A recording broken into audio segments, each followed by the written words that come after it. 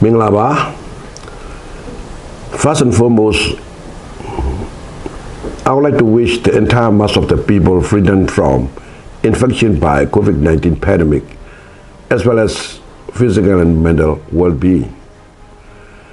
We are hearing people's criticism from verified perspective regarding holding of 2020 multi-party democracy general election, particularly criticism our party that we do not accept the defeat. True, we are disheartened with the results officially announced by UEC so far because we do not win as expected. Nevertheless, what we are talking about today is not only the results, but also the entire election process as to whether the election is free and fair to ensure emergence of correct results. Additionally, our overall review is based on comparison with 2015 election, which we believe is free and fair, and thus we have accepted the election results. Therefore, we have not made any complaints whatsoever to UEC and the winning party.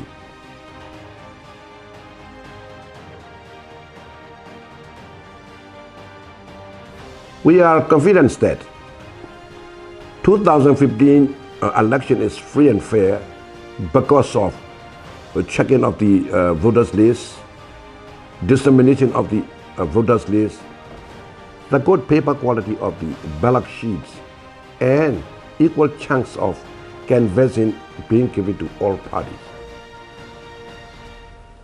It is known to all that we have made a historic, peaceful transfer of power to the incumbent government, as we believe that 2050 general election is free and fair.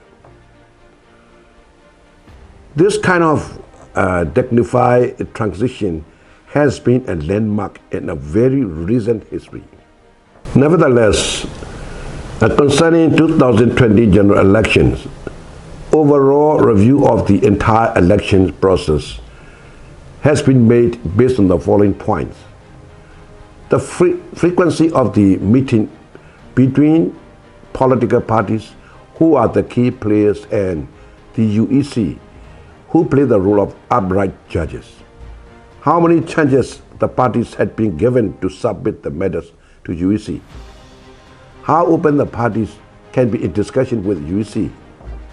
How well UEC has handled the true situation on ground, and how much we have been satisfied with situation.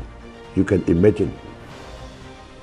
Back in 2015 election, we could have met UEC for at least 30 times as far as I can remember. And what is more, our meetings have never been brief once. The attendees spending almost the whole day submit the difficult events, seeking solution with UEC. Undeniably, the cooperation and coordination between judges and contestant have led to emergence of a smooth, fair and transparent election. However, in this 2020 election, the ballot sheets are printed in Yangon in two different printing houses as usual. Similarly, they are also printed in Naypyidaw by two printing houses.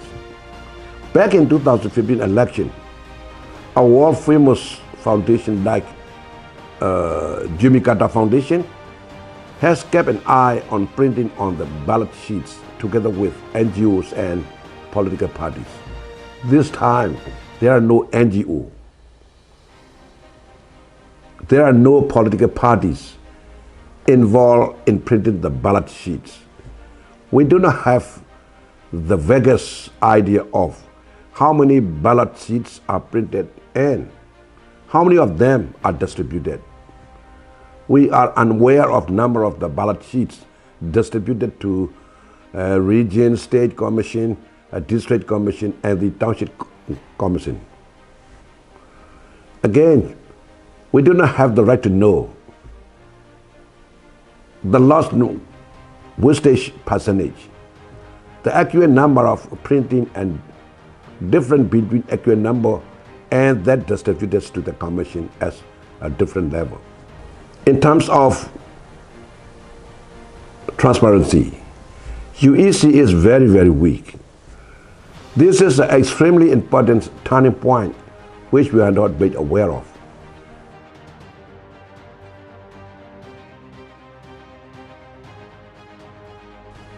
Secondly, if we cast a glance at the canvassing period, we will see that the periods coincide with the outbreak of COVID pandemic, So we have called for postponement of the election until the second week of December because the election period coincides with the peak period of outbreak of the pandemic. We said, when the virus spreading dies down, all the voters can turn out to vote, and that we can also have enough time for canvassing as we have been constrained by the stay-home rules and regulations. As a result, we cannot meet with the voters to educate, canvass, and convince them that we are competent candidates. In my case, I have been homebound for 59 out of 16 days of canvassing, unable to meet anybody except my party members. I have asked one-day permission to distribute the pamphlet, and even then, I could have done so half a day only. And when I asked for the permission on another day, my request was turned down. Anyway, we have had to context the election as it was conveyed by the government, and it was important. We had a participate despite lack of chance for canvassing.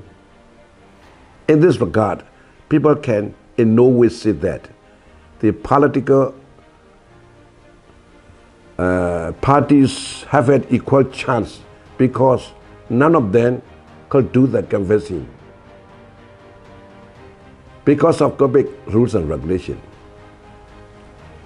Quite obviously, the ruling party has a special prevalence, and if one look at the situation on ground, one will see how they are doing things, taking advantage of their authority.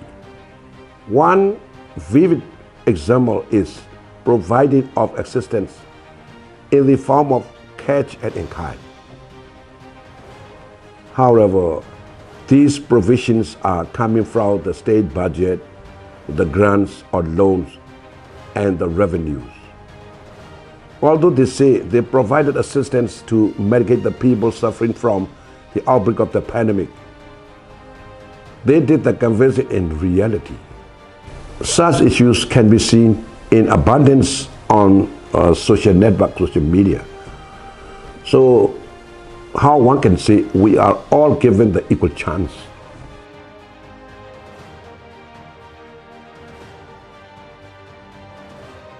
At the time of voting again, there were a lot of problems with the advance votes.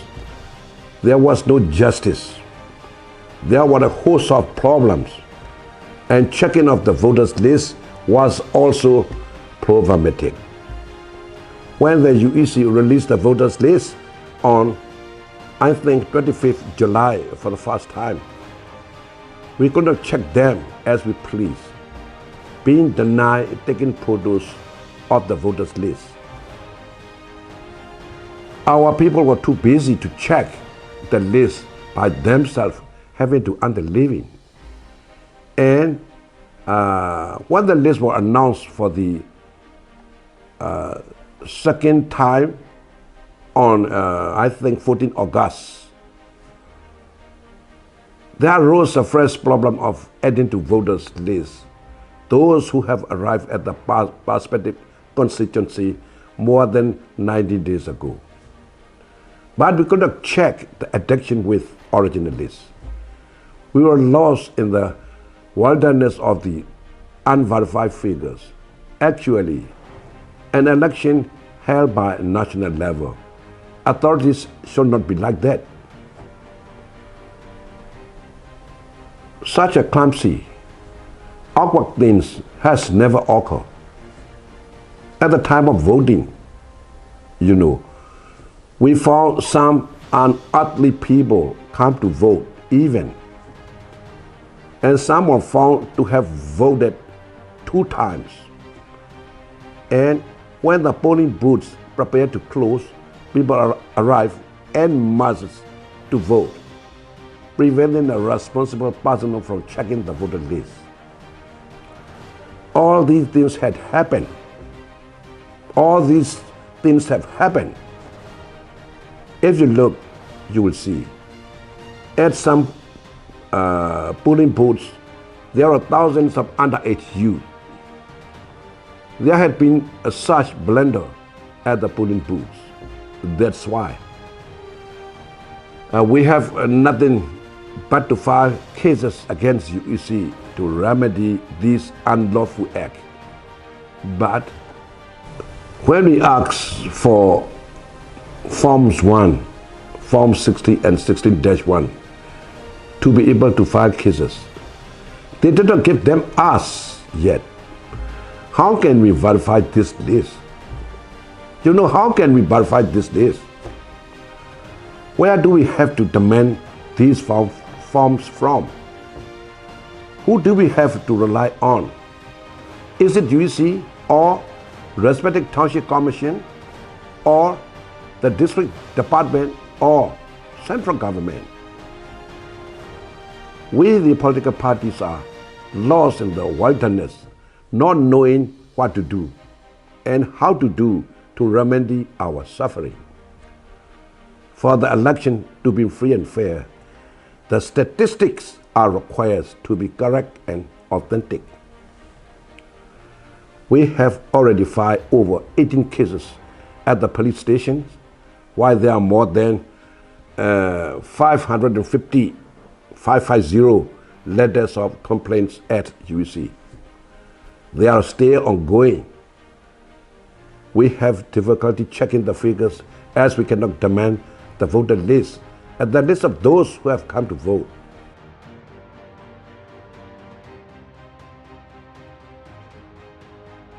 In submission, there had been a multitude of unjust acts, incorrect actions, and cases of abuse of authority in canvassing.